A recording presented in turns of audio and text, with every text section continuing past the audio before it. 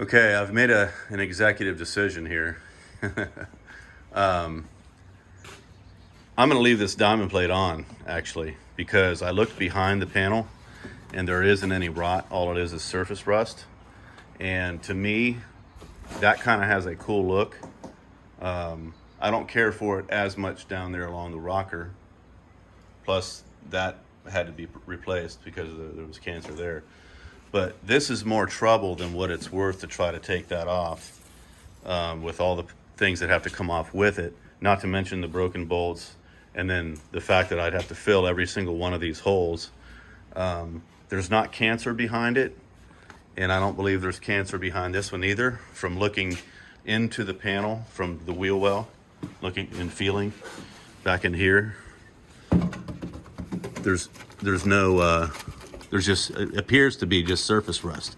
So that being the case, what I'm going to do is clean the surface rust, spray in some rust reformer to convert it, and then undercoat it. And then when I go to paint the Jeep, anything that's brown obviously will be the new color, including the dash.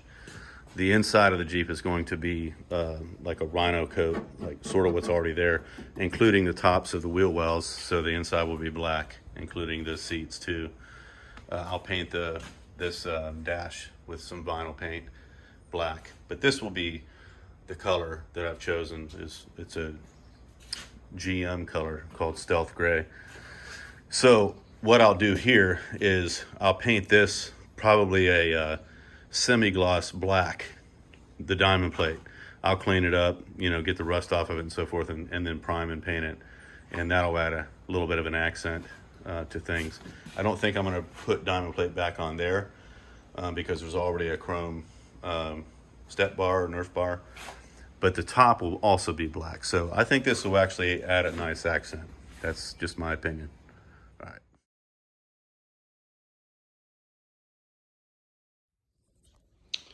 All right, here I am, episode 4. I mentioned earlier that I'm going to leave those diamond plates on there because there's not any cancer behind it.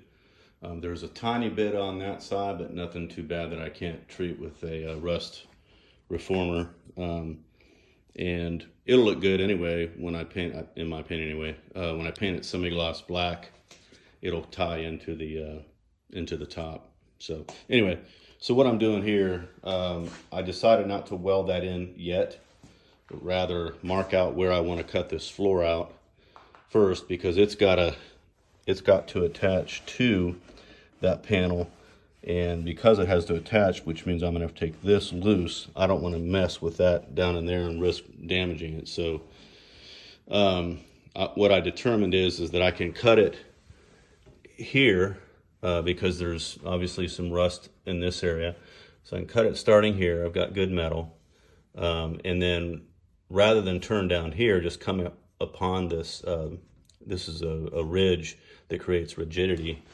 Come up on top of it and then come down at an angle to this point here. I've got to get rid of this riveted in piece, so I'm going to turn back up along that brace that's in there, and then use basically this hole here, which is a seat mount, as a point of reference, and come across, and that will get rid of all of that mess there. And then up front, this actually will have to be, I'll have to do some custom formation there, but the bulk of that will be covered by this panel, because you can see that's the lip that goes up over the edge that goes right here.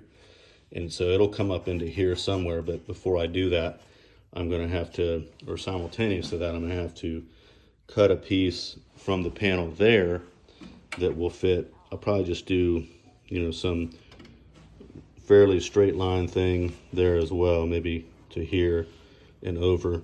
But this down here is concerning because that's an actual brace. I'm going to have to reinforce that as well. So here we go.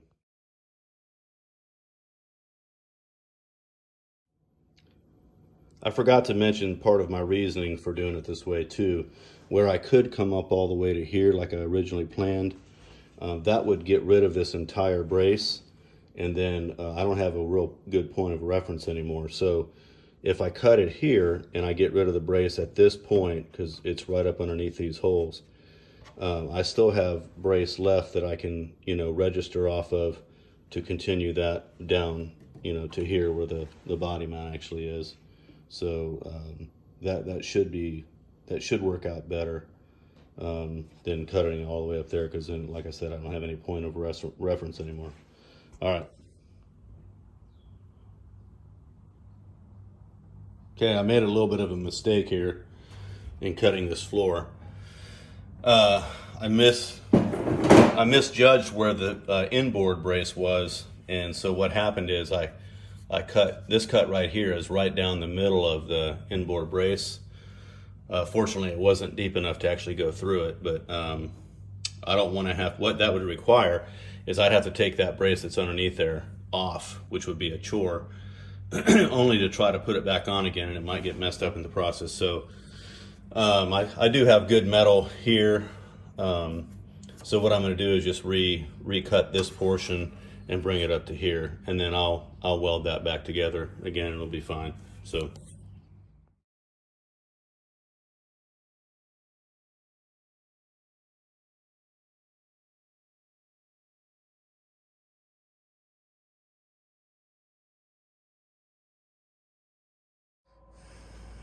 All right, this is the end of episode 4 now.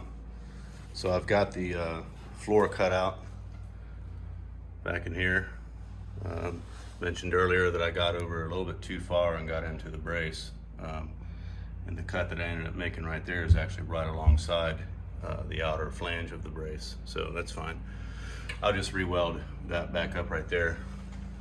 Give me a little practice with the MIG welder too, the tip I've got on it. So anyway, this will also give me a chance to get in there and clean up the frame and do some rust reformer and stuff like that. So right here is the piece that cut out, and that's almost exactly where it will sit when I trace out and cut. So I've got these 2 holes here for reference, as well as this rib right here, and so it should be okay. I'll cut it a little bit proud so I have some room to trim, and then I think that's going to be it for that part of the panel. That's the only portion of it that I need. So anyway, making progress slowly but slowly, as Claude would say. So see you next time.